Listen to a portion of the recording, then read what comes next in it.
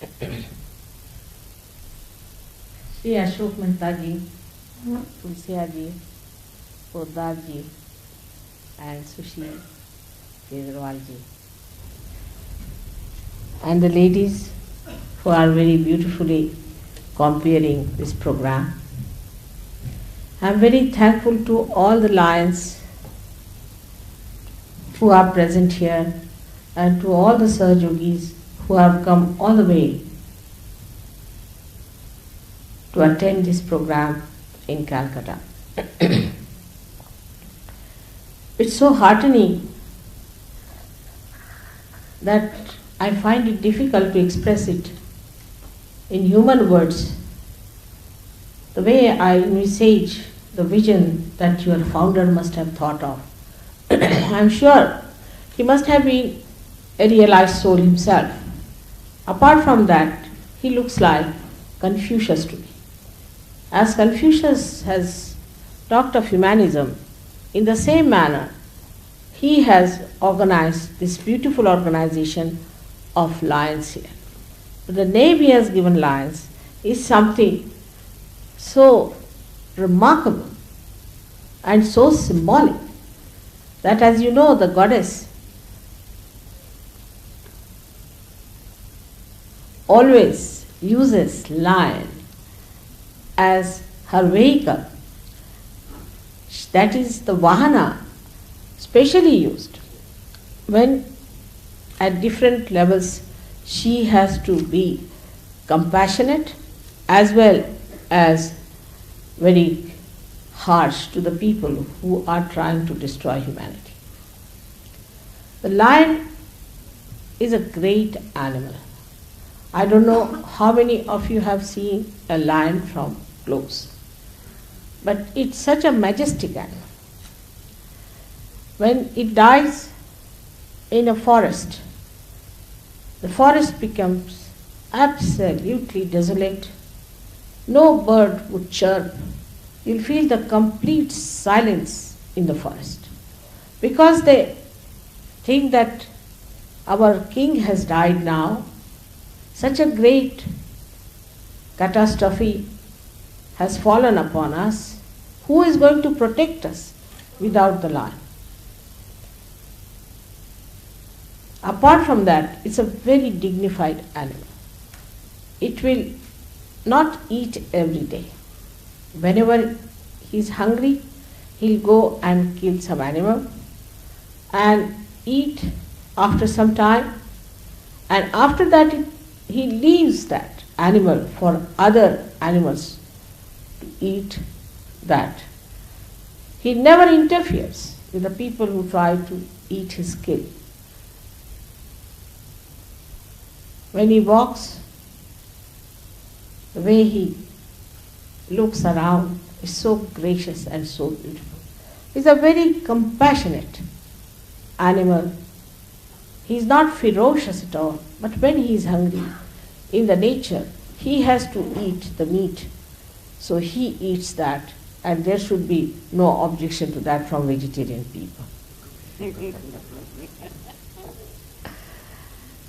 The compassion is so great that he allows all other types of animals to eat the animal which he has killed. In the same way, this lion word makes me understand that the gentleman who has founded this, what's the name he said? Melvin Jones. Huh? Melvin Jones. Mr. Melvin Jones must have been a great personality. And in his vision, he perhaps has seen that one day you might come to Sahajayoga to understand the working of this organization. Just like Confucius. Confucius wanted to establish a quality of people, a category of people who would have a feeling for others, as we say in Samajikta, or the public-minded people. Mostly human beings are selfish, They live for their families. At the most, they may live for some relations of theirs. But some of them are of a category who rise above that limited sphere and become conscious about the needs of the society. Now, when we see somebody dying or getting drowned in the sea, we find somebody jumping to save that person. In that case, who saves is not that person, but the collectivity that is within this gentleman. He feels something of his part and parcel is getting drowned, and he must save that part and parcel. So he jumps to save that. In the same way, in the fire, in any catastrophes, when we find people dying to save others, we can explain that innately we are collective beings. Within us, there is a collective feeling. And when this collective feeling is expressed in this manner, you prepare grounds for divine to work through. Because divine is something that is absolutely collective. For example, we see that ether is spread out everywhere, and if I am releasing a lecture here, you may hear it even in London. This ether itself has a principle which can be enlightened. Every element has a principle or the causal which can be enlightened. And when that is enlightened, the collectivity within us, if it is enlightened also, it reacts and it helps and condones, nourishes whatever a collective personality wants to do. Through Sahajayoga, what happens to you? That you become a collective personality. You are, in a way, but in a dormant state, in a suptavastha. But when the Kundalini rises through you, you become a collective person who is enlightened about. In the sense, on your central nervous system, you start feeling another person on your fingertips, on your fingertips. That is a very good phrase also in English language, that on your fingertips you can feel yourself first of all, that is your own centers, and you can feel the centers of another person. Now for that, you need some decoding. What I am doing is just I am decoding it to tell you that this center means this, and this center means this, and this center means this. All this works out spontaneously because it is a living process. Now we have become human beings. Who has made us human beings from the animal stage? What energy has made us this? We scientists must try to find out. If our attention goes to that, then we will realize that spontaneously it has worked out. Sahaj. It has worked out Sahaj. We never even felt that we were coming from animal stage to this stage. And then the question must be asked, why are we human beings? What is the purpose of this very well planned evolution which started from the stage of carbon to this stage? What was the ultimate?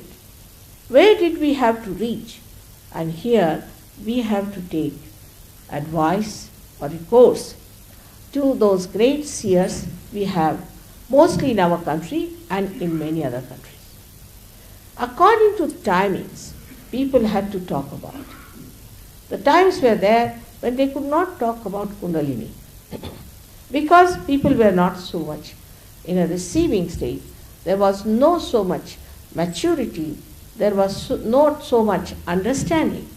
That's why you find most of the saints have been tortured, poisoned or killed.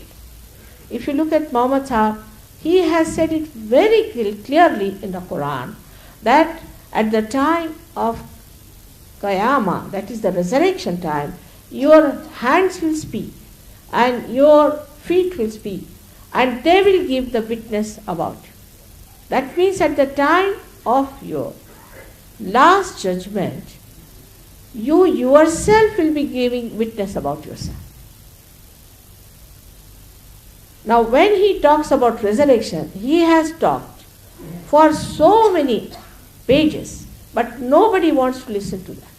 What they want to listen to is that when the doomsday is going to come. Because of this kind of an attitude towards religion, that to use it to suggest that one has to be frightened for the doomsday and put this pressure on their head is a very wrong attitude. After all, this whole universe is created by God in His compassion and love. And it is more than anybody else. He is worried about His own creation. He is not going to allow it to be destroyed by any chance. Can you think of somebody who has created this beautiful hall here, would allow anyone to destroy it? If he has the power to stop it, he'll go out of the way to stop it. So we have to understand that there is a very big power which is protecting this universe and all the goodness about it. Now it is difficult in these modern times, especially in the West, to talk about God because they don't believe in God. Without knowing much about it, they don't believe.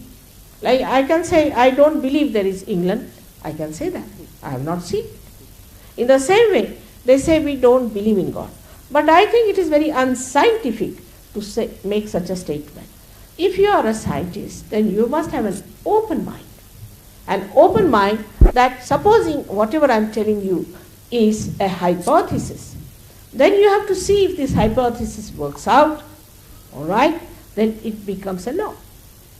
But if this hypothesis is so, as a scientist, at least with all humility of a student, you must try to understand it and try to listen to it.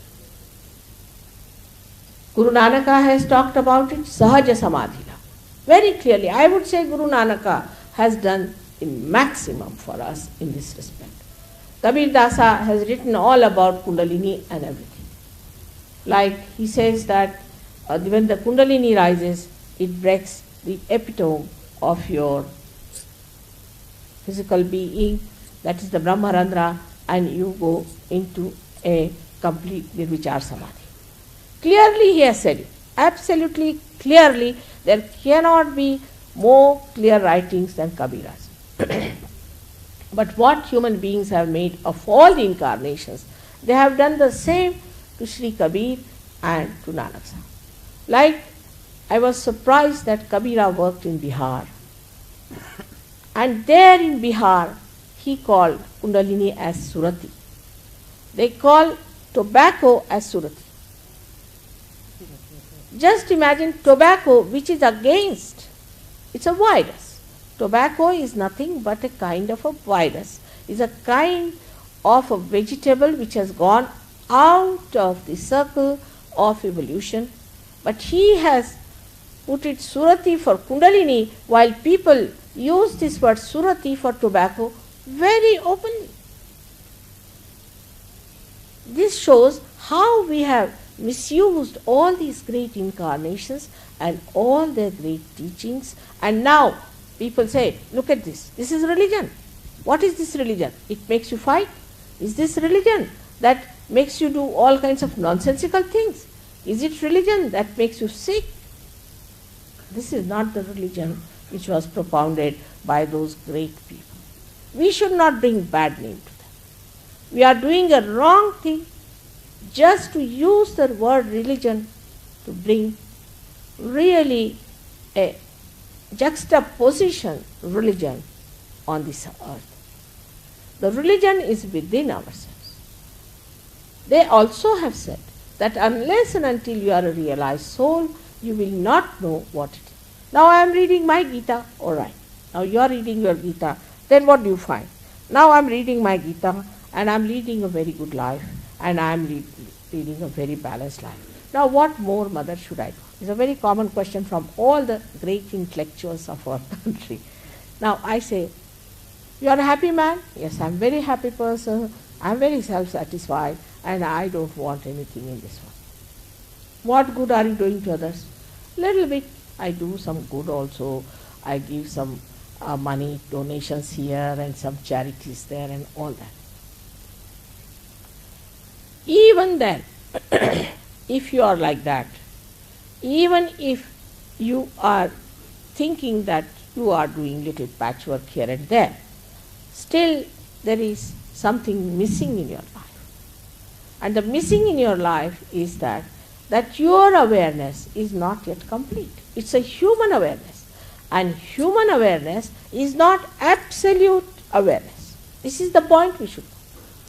When we say we want to add quality to ourselves, we should know what is the discretion to find out which is the right and which is the wrong.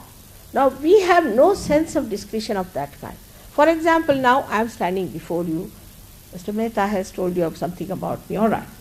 But how do you know that I am not a fake person?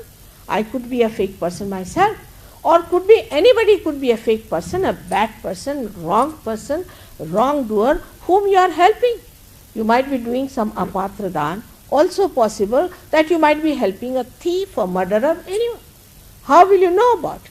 Because your awareness, human awareness, can go only onto mental level, by which you judge people through a mental level. He is well dressed, he looks fine, he speaks very softly, he is very humble, he is very kind. That's not the point.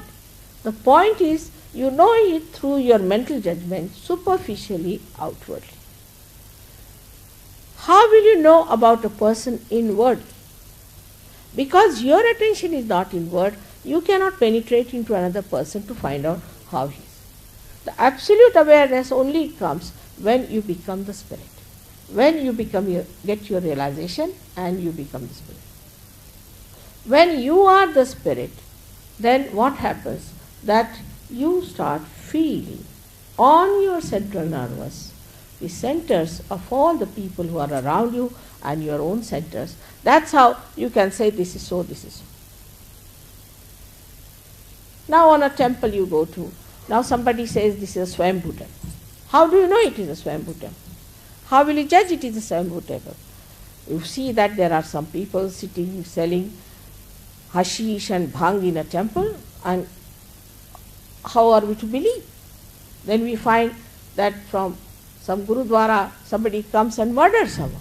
Then we find from the masjid people come and do all kinds of wrong things. What is this? Then how is it that we have to believe in God? And these confusions create an anti-God feeling within you. The reason is you are not at the absolute point. And the absolute point is your spirit, which gives you the absolute truth. And there is no compromise with it. No compromise. I mean, if somebody comes and asks me, "Mother, what do you think of such and such gentleman who is a guru or something?" I may not say anything about the person because, you see, that time it's better to keep quiet.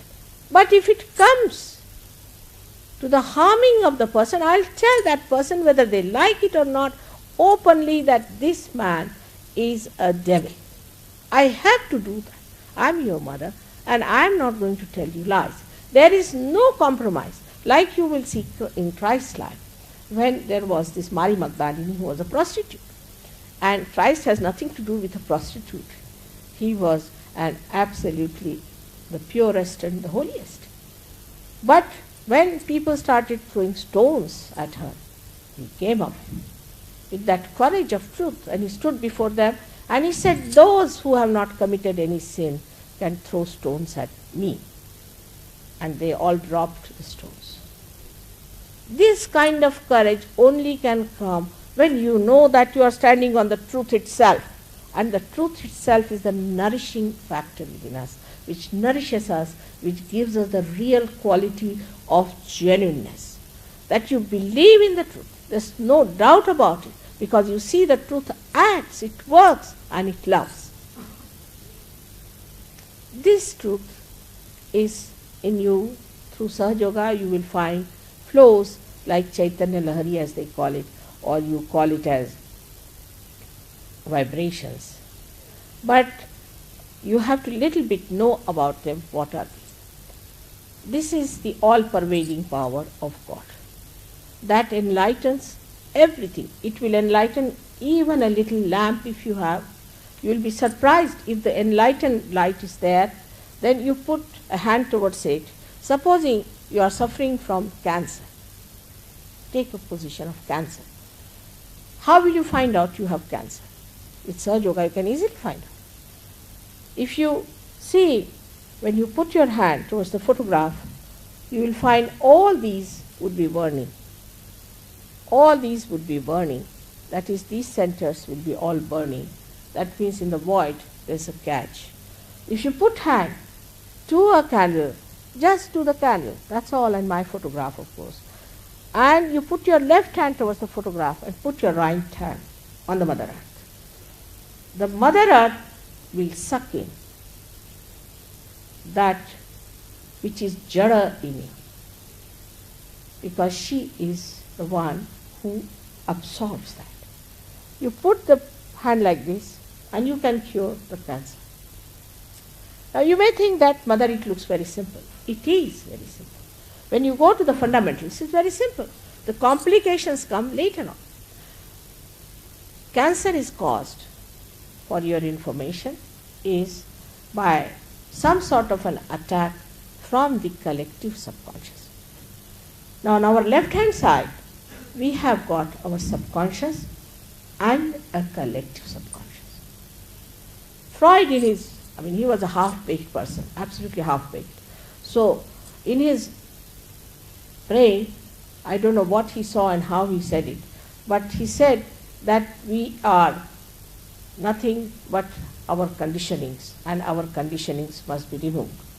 And to him, left side, what we call as the Ida Nadi, he took as psyche. It's all they are seeing from outside, and absolutely so many things are missing. Absolutely, you cannot relate it to Sahajayoga. But I can say that whatever he calls psyche, let us say it is the Ida Nadi on the left hand side. Now this channel looks after your subconscious mind. Whatever conditionings you have are in that, plus beyond that is your collective subconscious. Whatever has died is there in the collective subconscious. Now when there is an attack comes from this collective subconscious, anything that is dead since the creation is there within all of us. So whenever it is attacked from that, what happens that it triggers a person's malignancy, because the person is using too much of his energies. I would say, this is my left hand and the right hand. There are two nadis. One is the left side, another is the right side. The left side nadi is the one called as the Ida. This is the Pingala nadi. So those who are right-sided are hard-working people who work with their physical and mental being, and the left-sided are the emotional being. When they start using too much, the chakras are in the center. They get affected because they move onto sides. Because this is disconnected, we are disconnected from the whole. At that time, you are vulnerable to any disease whatsoever, but more so for cancer. At that time, when you are too much active, or if you are too much crying tired, anyway, what happens that you move out from the main brain centers which are within us, and you are lost because you become independent at that point. Then from the left, it is always from the left. Cancer comes always from the left. From the left, the attack comes in. Now, what do? You put a candle. Put your hand towards it and put your right hand on the Mother Earth. So what happens? The attack that has come by the entity, which they call medical terminology is always a little vague. Like they say that it is protein 52 and protein 58. But we call it in our languages as bhoot, as something that is dead, that was created in a way that died, but it is still existing in the collective subconscious. And the hand will start showing you, it will be surprising, that the candle will go on flickering. It will make also sound, cut, cut like that. You can see it clearly happening. And then the cancer is killed. Now it looks too much. I went to a cancer hospital the other day to see some patient there. This fellow had a galloping cancer. He had a bone marrow cancer. So I told him, was there any accident or anything? They had forgotten about the accident, they just remembered, yes, there was a serious accident. I said, that's how he got it. When you get a shock, you are thrown on to the collective subconscious. It might be through somebody who mesmerizes, somebody who tries to give you some sort of a mantra, or could be some sort of a wrong guidance in religion. We call it anadhikar cheshta. We can say the unauthorized behavior of someone can, towards God, can cause this problem, that you are sucked into the left subconscious and you get it. Now, if your attention can be brought in the center, that is lost, that is finished, and that's gone, and you are cured of your cancer. It's not a difficult thing to do. But in that, now the gentleman whom I went to cure, I saw him and I said he's not curable and he's going to die very soon.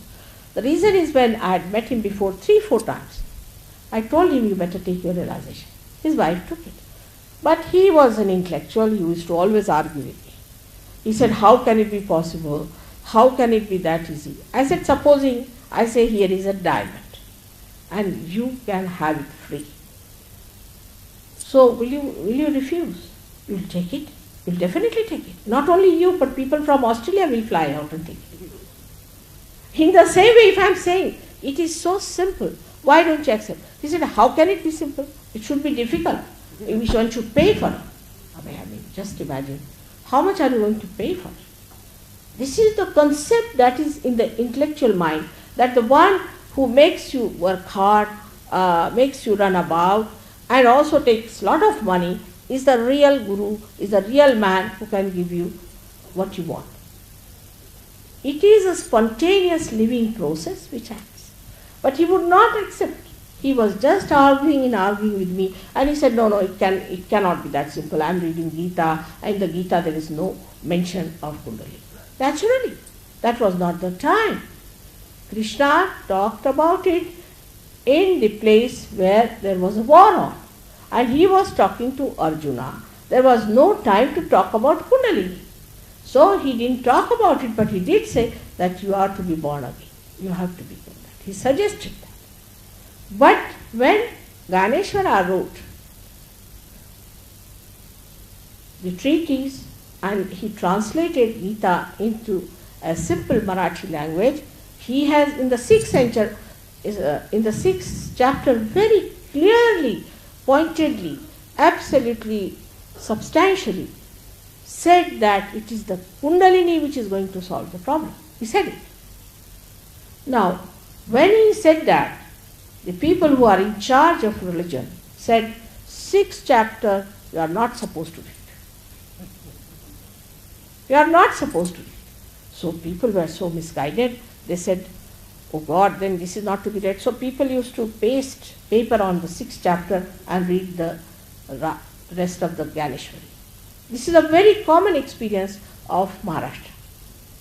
Then another style came against Kundalini, was these foreigners who came to this country, especially the Germans and all. All their attention is adhogati. As Krishna has said, that the human awareness always goes downward.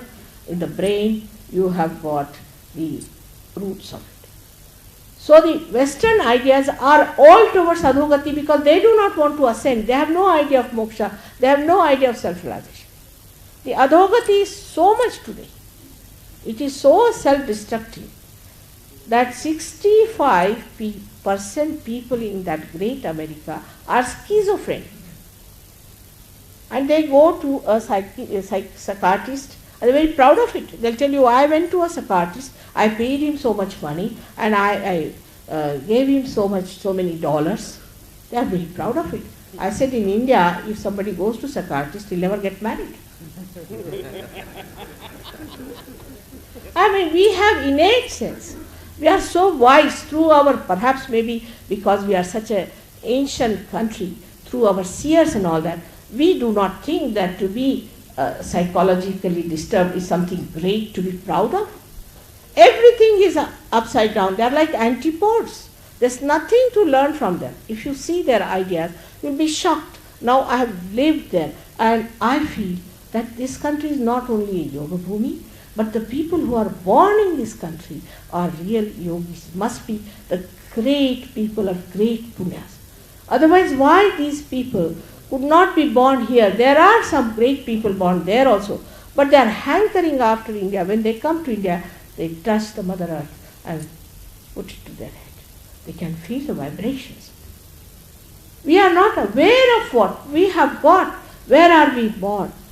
The other day only I read about Rabindranath ji, who wrote a beautiful poem about that the mother of India is now awakened. Come to the shores of India from everywhere. Such a great poet has written about Sahajyog. This Calcutta itself is a very great place where Devi had come and is what we call, according to our Sahajayoga, is the center heart here, the sternum bone of the universe. Is the sternum bone of the universe is in Calcutta, of the universe. Now, so important is the sternum bone within us. If you are doctors, you will know that till the age of 12 years, all the antibodies are created in the sternum bone. And afterwards, these antibodies go all out in the whole being and protect us. Now, in the disease of AIDS, what happens? That the antibodies are absolutely weak because they are committing sin against the mother. Here resides the Jagadamba, the Durga, the Devi, and that is the place for Calcutta. So you can imagine what an important position you are. I always used to feel that once I could somehow or other approach the people of Calcutta, I can manage India very well. And first time when I came, I have come here many a times. You'll be surprised, in a big hall there was one single gentleman sitting, who also ran away after 2 minutes. I think I approached the wrong area. But we had advertised, we had done the same way as it is. But it's my great fortune that I've been able to meet the Lions people, who are just there to take up the Shakti, the divine Shakti within themselves. They are just a special category of seekers, a very high quality of people. Now with this Sahajayoga, what will happen? You will not feel you are doing anything. Now supposing this is my hand, I know, and this is my hand, I am aware of it in my collective consciousness, then what happens? I know this is my hand and I am not helping my own hand. It is, if it is paining, I am just rubbing it because this is my own hand. So with this happening, what happens? That you feel, who is the other? Who is the other? Whom am I helping? Whom I am trying to help? So the ego part, the compartment that I am trying to help that person. I am trying to do that person. I have seen people who are known for great social work also. And they have got peace, prizes, this, that, big prizes. But such ego that I have seen them jumping from here to there and there to there for a little thing like a suitcase. That means inside there's nothing. I have seen people in the United Nations and all that, those who talk of peace, there's no peace within. Those who have no peace within, how can they give peace to anybody else? Peace foundation, peace this thing, peace. How can you have? Is there peace within you? Everyone has that area within them where they can enjoy their peace and their satisfaction. That is to be felt. That is to be aware of.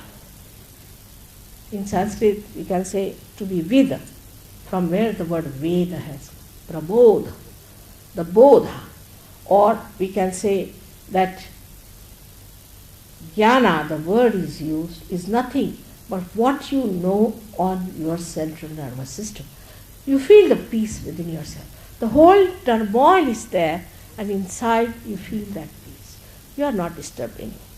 Like you are standing in the water and there is a wave of water coming and going, and there are waves and waves coming, then you are frightened of the waves. But supposing you reach a state where you are in the boat, you can see that, and you are not disturbed. This is the state to be achieved. And this state you can achieve it because it is within you. It is just like this instrument which is before me. Now, it is already, it has also got something to connect. As soon as you connect it, you see the fantastic behavior of this instrument. In the same way, God has made you a great instrument. And this instrument, when it is put to the mains, it starts working dynamically. Not only that it gives you energy, it gives you health, wealth, because Lakshmi Tattva is awakened in you. It gives you all kinds of prosperity. But you don't become like a mad businessman. No. Neither you become like a greedy rich man. But you become a satisfied personality. And that satisfied personality brings forth all kinds of fruits which are not thought of. If you believe that God is almighty, I don't have to convince you. But even if you don't believe in it, why not see it? Why not feel Him? Why not take advantage of it? You see, even a Prime Minister comes in, everybody wants to run and shake hands with him. But I say it's very easy to shake hands with God, why not do that? And when I say that, I mean it. It can happen to all of you, because you all have got that power within you. All of you can get your realization. All of you can achieve that state. And then already you have an organization, great organization like Lions, where the energy will start flowing. You will help people. You will do everything for them, but you will never feel you have done it. You will say, it is done. It is happening. And the amount of help you will get from all the sources of the divine, you will be amazed how things are working out. There is only one thing, as you have mentioned to me, that you operate the eyes for cataract. Now, in cataract case, the thing is, it is a dead tissue, as you know it very well. So, by Sahajayoga, you don't develop it. It's at the prevention level that Sahajayoga helps you. You just don't develop any diseases to begin with. As your chairman was saying to me that they are thinking of having a school in the school, and also they want to start it at that place where there are children. And I think that is the best idea. So the children don't get into any troubles, they become realized souls, and they can help you. This is the best idea, is to give it to children. But even to other people, if you give them realization, they cannot get into diseases, they cannot get into mental problems, and the whole personality will be awakened in such a way that you will know that you are part and parcel of the whole. You'll be so secure, you'll be so satisfied, you'll be such a happy person. And this is what is the purpose of your life, is to become the spirit. This is the purpose of your life. Now the questioning can be many. With the mental activity, people have too much questioning. Like in England especially, or other places, they ask me, Mother, why should you do it? I said, you better do it. It's a very good idea. Because, you see, to do this, I have to run about too much sometimes. You see, I have to neglect my family also. So it's better you do it. But supposing this is what is my lot, I have to do it. What is the objection for that? It's all the kind. Funny thing about it is that it's such an ego in human beings to accept someone that the another person can do something. But when I'm doing it, I'm not doing it anything. It is actually, you will be doing it. Once you get it, you will be doing it. Like one candle which is enlightened can enlighten another candle. What is this candle has done? Nothing. That another candle was ready, it has enlightened them. Like this, many candles can be enlightened. What one candle has done is nothing. But this is something which hits people, and they do not want to have that kind of. But if somebody tries to mesmerize them, takes away their freedom, then they'll completely empty their purses to that person. But if somebody says, you cannot pay for it, you cannot purchase me, nothing of the kind, you better become something. So the second problem comes in when I say you have to become something. Because it is you who has to become. It is you who has to gain. And in that portion only people fail, that they have to little bit work out themselves after realization. Before realization, you don't have to worry. The seed can be sprouted easily. But after sprouting, it is to be looked after, and that is where I would say you have to put in a little attention to that. But if it solves all your problems, all your future, all the progeny, all the humanity, why not do it? I am very thankful to you all for inviting me for this beautiful function here, and I want to thank you all, the people, to give me such an opportunity. I never knew that I would have to face lions one day. I wish I had known it before, but I always felt that this lions is something rings in my ears. I have spoken to Rotary clubs, but of no avail. And though I said Rotary itself is a word, is chakras. Rotary itself was come from chakras. And I had great hope, maybe after you have achieved something, they will also come down. Also, their aims are the same as yours. Of course, from Rotarians, I have got Dr. Talwar himself, which you can see very clearly, and there are many people who have come. But all of you should get it because it is your own. It's inside your own, the whole property, the sampada is within you that you have to have. Only thing what I am doing is to give you the key. That's all is my job. I hope all of you will have that much wisdom and that much understanding about Sahaja Yoga, and that you all will get your realization. May God bless you.